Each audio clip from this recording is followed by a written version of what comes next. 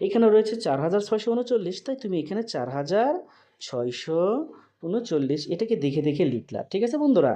লেখার পর এইখানে একটা জোড়া বানাবা, এইখানে একটা জোড়া বানাবা। তো এখন এই যে প্রথম জোড়াটা দেখতে পাচ্ছ বন্ধুরা, এই প্রথম জোড়াটাতে তোমরা একই সংখ্যার যে বর্গমূলগুলো আমরা বলি, বর্গমূল ৩ ৩, এই যে দেখো এই ৯-এর যদি বর্গমূল করি সংখ্যা ৩টা কী বেরোবে? ৩ গুণন ৩। তাহলে অর্থাৎ দেখো এই ৩ আর এই ৩ দুটো কিন্তু একই সংখ্যা, ঠিক? তাহলে দেখো এখানে যদি তুমি ৪কে ভাঙাও তাহলে কত পাবা? ২ গুণন ২। এইভাবে তোমাকে এই জাতীয় অঙ্কগুলোতে এখানে করতে হবে। কিন্তু দেখো এখানে যদি ৮ হয় বন্ধুরা, তোমরা কিন্তু এখানে ২ গুণন ৪ অর্থাৎ ৪ দুগুণে ৮ করতে পারবা না। কেননা এইখানে ২ এবং ৪ দুইটা কিন্তু আলাদা সংখ্যা, ঠিক আছে না? তাহলে তোমাদের কাজ কি? এইখানে ৪৬টাকে টার্গেট করবা। তো এইখানে তুমি এভাবে যাবা ২ গুণন ২, আবার ৩ গুণন ৩, আবার ৪ গুণন ৪, অর্থাৎ একই সংখ্যা যেন থাকে এরকম, ঠিক আছে বন্ধুরা? তো এভাবে তোমরা যে কাজটা করবা বন্ধুরা, দেখো এখানে যেরকম ২ গুণন ২ দিলা, কত হয়েছে বন্ধুরা? ৪। এখানে যদি তুমি ৩ গুণন ৩ দাও তাহলে কত হবে? ৯। এইভাবে যেতে থাকবা যেন ৪৬-এর উপরে না যায়। হয় ৪৬ মিলে যেতে হবে, আর না হয়তো ৪৬-এর নিচে থাকতে হবে। এইভাবে যেতে হবে। তাহলে দেখো এখানে যদি ৪৬ থাকে, আমি যদি এখানে নেই বন্ধুরা, ধরো বলি আমি যদি বলি ৭ গুণন ৭, তাহলে তো হয়ে যাবে বন্ধুরা ৪৯, ঠিক? তাহলে কিন্তু আমাকে ৪৯, এখানে কিন্তু আছে ৪৬, তাহলে কিন্তু এটা নেওয়া যাচ্ছে না। তাহলে আমি এখানে কি করব বন্ধুরা, ঠিক আছে? তো এইখানে বোঝা যাচ্ছে ৭ কারণে যেহেতু বেশি চলে গেছে, তাহলে আমাকে ৬ নিতে হবে। তাহলে কত হবে? ৬ গুণন ৬ হবে বন্ধুরা কত? ৩৬, ঠিক না বন্ধুরা? ৩৬ হয়। তাহলে আমাকে কিন্তু এই ৬ গুণন ৬টা নিতে হবে। এই কারণে তাহলে দেখো আমরা লিখি, তাহলে এইখানে আমরা দেবো এই জায়গায় ৬, আর হয়েছে কত? ৩৬, আমরা দেবো ওর নিচে ৩৬। তখন এটাকে আমরা মাইনাস করব, ঠিক আছে? তাহলে বাদ দাও, এখানে কত হয়? ০। আর এই ৪-এর থেকে ৩কে বাদ দিলে কত হবে? ১। আশা করছি তোমরা এটুকু বুঝতে পারছো বন্ধুরা, ঠিক আছে? আচ্ছা, এখন এইখানে যে সংখ্যাটা হলো বন্ধুরা, ঠিক আছে, যেটাই হবে ওর সাথে যে কোনো সংখ্যা তোমরা অঙ্কটা করতে যাও না কেন, এখানে যে সংখ্যাটা হবে তার সাথে ২ গুণ দিয়ে এই পাশে লিখে দিবা, ঠিক আছে? আচ্ছা, তাহলে দেখো আমি এইখানে ভাগ আরেকটা চিহ্ন দিলাম। তো এইখানে যদি ৬-এর সাথে গুণ দেই তাহলে এখানে কত হবে? ৬ দুগুণে ১২, ঠিক আছে বন্ধুরা? আচ্ছা ১২। আচ্ছা, আর এখন যে কাজটা করব, এই জায়গায় যে এক জোড়া আমরা অন্যান্য ভাগের ক্ষেত্রে একটা ৩ কেটে আনতাম এরকম, কিন্তু এই ক্ষেত্রে আমরা যে কাজটা করব বন্ধুরা, এখানে ৩৯ সম্পূর্ণ সংখ্যাটাই এখানে কেটে আনবো, এই জায়গায় কেটে আনবো, ঠিক আছে? তো এখানে লিখে দাও। তো এখানে কত হলো বন্ধুরা? দেখো ৩৯টাকে আমি লিখে দিলাম, ঠিক আছে? ৩৯টাকে লিখে দিলাম।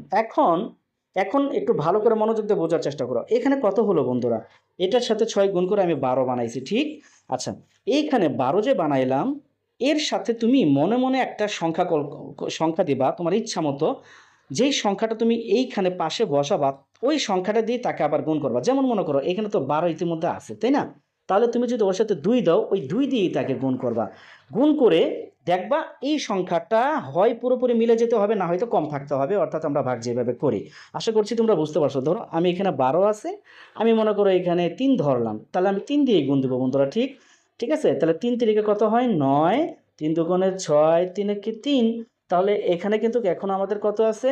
৩৬৯, ঠিক আছে বন্ধুরা? এখানে কত আছে? ৩৬৯। তাহলে চলো বন্ধুরা, আমরা এখানে ধরো এখানে আমি ১ ২ ৭ দিলাম। তাহলে ৭ দিয়ে এটাকে গুণ দাও। তাহলে ৭ ৭ ৪৯-এর ৯, হাতের কত থাকে বন্ধুরা? ৪, ৭ দুগুণে ১৪, আর ৪-এ কত হয়? ১৮, ১৮-এর কত হয়? ৮, হাতের কত বন্ধুরা? ১। তাহলে ৭-একে ৭ আর ১-এ কত? ৮। তাহলে কত হলো দেখো? ৮৮৯। তাহলে ৮৮৯ হচ্ছে। তাহলে কিন্তু আমাকে আরেকটু দেখতে হবে। ৮৮৯ সাথে গেল ৮৮৯। তাহলে চলো আমরা একটা ঘর বাড়াই দিই, ঠিক আছে বন্ধুরা? ধরো এখানে আমরা কত দিব? ১ ২, ধরো আমি ৮ দিলাম বন্ধুরা, ঠিক আছে? তাহলে ৮ দিয়ে তাকে গুণ দিতে হবে, তাই না? তাহলে ৮ ৮ কত?